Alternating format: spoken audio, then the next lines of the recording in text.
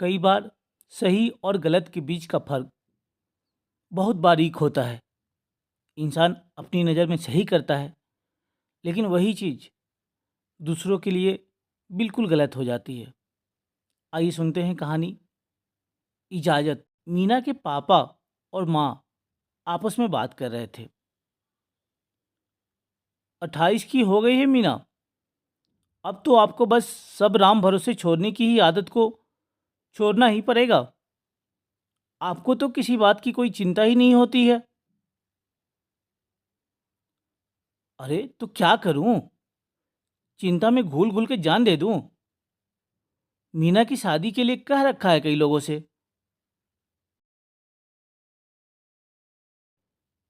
कहने सुनने का समय नहीं है अब।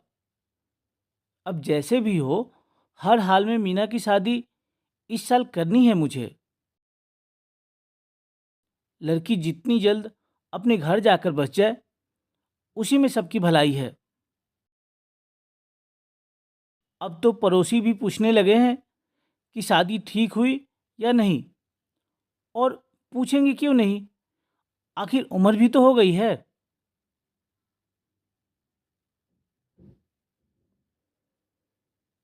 तुम भी हद करती हो। बेटी हमारी है, दूसरों को चिंता क्यों हो रही है? अच्छा घर वर मिलेगा तो कर देंगे शादी। पड़ोसी को खुश करने के लिए नहीं करना मुझे कुछ भी। मीना के पापा की ऊंची आवाज से मीना की माँ थोड़ी सहम गई। थोड़ी देर चुप रही, फिर बोली, समाज में रहना है तो उसके नियम कानून तो मानना ही पड़ता है। और आज नहीं तो कल आपको मीना का ब्याह तो करना ही है। मीना की माँ कुछ और कहती, शायद कहते ही रहती, जब तक कि कहना सुनना कहा सुनी और फिर लड़ाई झगड़े और रोने धोने में बदल नहीं जाता। लेकिन इन सबसे पहले ही मीना के पापा उठकर वहाँ से चले गए। मीना के लिए यह सब रोज की बात थी।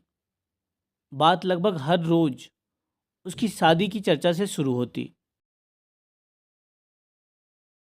माँ बाप की गरीबी, लाचारी और लड़के वालों के बेहिसाब लालच के कारण दहेज की विकराल मांग आदि की चर्चा के बाद माँ पापा के झगड़े पर खत्म होती।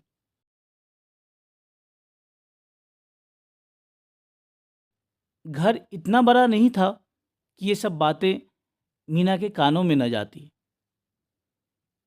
शुरू शुरू में मीना इन बातों को सुनकर शर्माने का अभिनय करती, ऐसे दिखाती कि उसने कुछ सुना ही नहीं।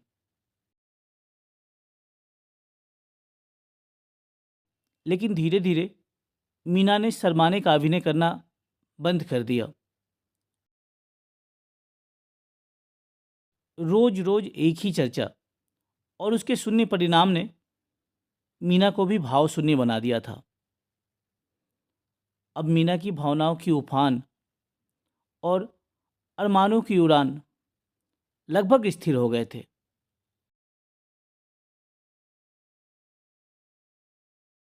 लगभग 10-12 वर्ष पहले से ही उसके मन में अरमान जागने लगे थे।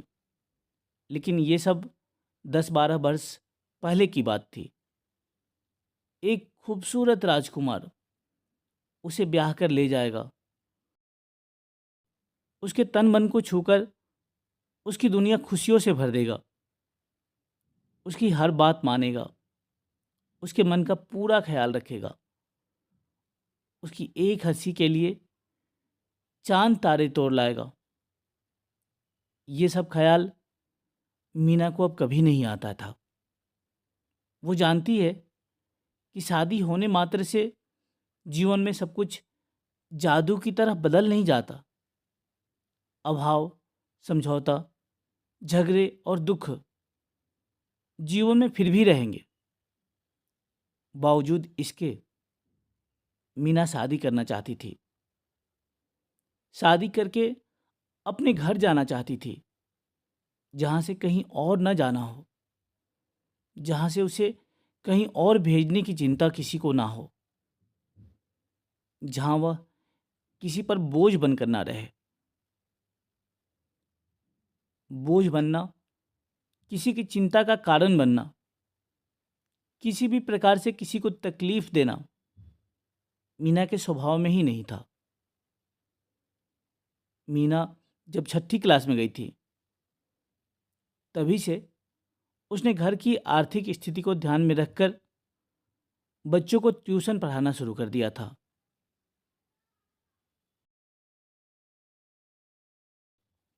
जैसे जैसे मीना बड़ी होती गई, अपनी जिम्मेदारियों को और भली भांति समझने लगी और उन जिम्मेदारियों को बेहतर तरीके से निभाने भी लगी थी। मेहनत और लगन की बदौलत 22 साल की उम्र में ही मीना की सरकारी नौकरी लग गई थी। पूरे परिवार का जीवन स्तर अचानक से सुधर गया।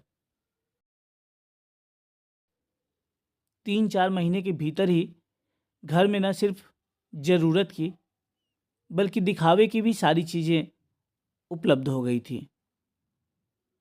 मीना अपने पूरे परिवार में कमाने वाली अब इकलौती थी। इससे पहले पापा कहीं गार्ड का काम करते थे और माँ आसपास के कुछ घरों में चौका बर्तन करती थी। दोनों पति पत्नी मिलकर भी इतना नहीं कमाते थे कि घर की सारी मूलभूत ज़रूरतें भी आसानी से पूरी हो सकें। मीना का परिवार का बड़ा होना भी इसका एक कारण था। मीना से बड़ा एक भाई था, विनोद। मीना से छोटी 6 बहनें थीं और सबसे छोटा था एक और भाई। कुल मिलाकर मीना 2 भाई 7 बहनें थीं। सबके खाने पीने, कपड़े लत्ते और फिर पढ़ाई लिखाई, इन सब पर खर्च करते करते हर महीने मीना के माँ पापा की आमदनी कम पड़ ही जाती थी। नौकरी लगने के बाद सब कुछ अचानक बदल गया। अब आमदनी ज़रूरत से थोड़ी सी ज़्यादा थी, लेकिन ज़रूरतें भी अचानक से बढ़ने लगी। लेकिन जिस हिसाब से ज़रूरतें बढ़ रही थी, या कहें दिखावे के चक्कर में हम किसी से कम नहीं की भावना से ज़रूरतों को बढ़ाया जाने लगा, आमदनी उनको पूरा करने के लिए फिर से कम पड़ने लगी।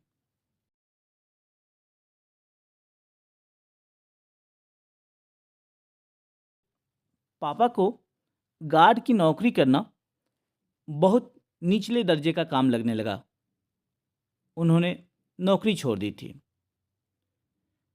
माँ की उम्र और तबीयत को देखते हुए मीना ने जिद करके उनका दूसरों के घरों में काम करना बंद करवाया।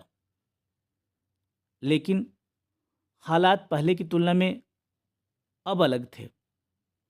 पहले हर छोटी बड़ी ज़रूरत को पूरा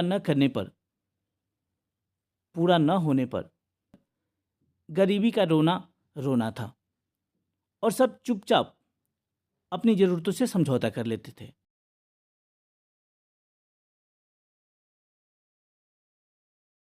लेकिन अब अगर मीना किसी दिन पैसे कम होने या पैसे न होने की बात कह देती, तो घर में मातम पसर जाता। सब मीना की ओर ऐसे देखते जैसे इसमें मीना की ही कोई गलती हो। अब कोई भी अपनी ख्वाहिशों को दबाने, अपनी ज़रूरतों को खुशी खुशी कम करने के लिए तैयार नहीं था। एक दिन की बात है, मीना के घर वालों को बुआ के घर जाना था। पास के शहर में रहने वाले रिश्तेदारों से मिलने जाना आम बात थी। पहले जब भी ऐसे जाना होता था, पब्लिक ट्रांसपोर्ट, ऑटो और फिर बस से ही जाना होता था। लेकिन इस बार उनके घर में एक सरकारी नौकरी थी। ऑटो और बस से जाना अब अपमानजनक लगता था। बुआ के यहाँ कार थी। मीना के माँ बाप के पास कार नहीं थी, लेकिन वो कार रिजर्व करके तो जा ही सकते थे। आखिर स्टेटस के हिसाब से काम तो करना ही पड़ता है। और फिर इन्हीं देखने दिखाने वाली चीज़ों से ही तो स्टेटस बनता है।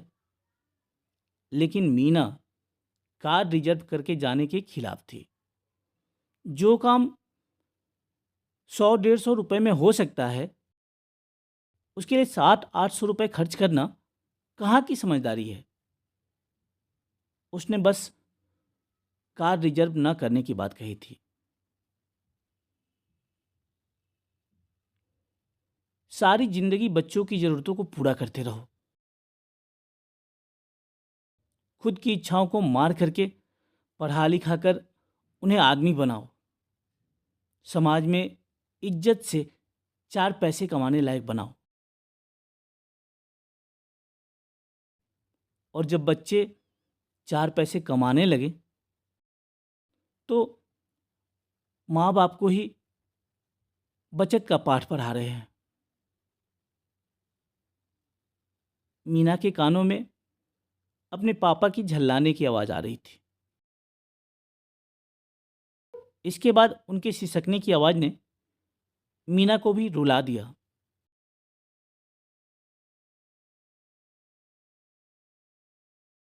पूरे परिवार के खाने पीने, कपड़े लत्ते और भाई बहनों की पढ़ाई पर जो खर्च होता था, उसके बाद मीना के पास अपनी छोटी मोटी ज़रूरतों को पूरा करने के लिए भी पैसा नहीं बचता था।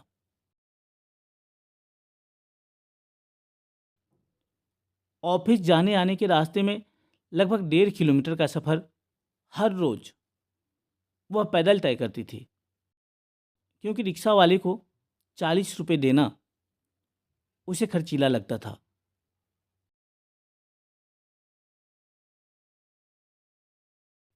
जब उसके ऑफिस के सारे लोग बाहर रेस्टोरेंट जाकर खाने पीने की बात करते, तो वह हर संभव उन्हें टालती, मना करती, क्योंकि जितने पैसे रेस्टोरेंट में अकेले पर खर्च होगा, उतने पैसे में उसके पूरे परिवार की पार्टी हो जाएगी।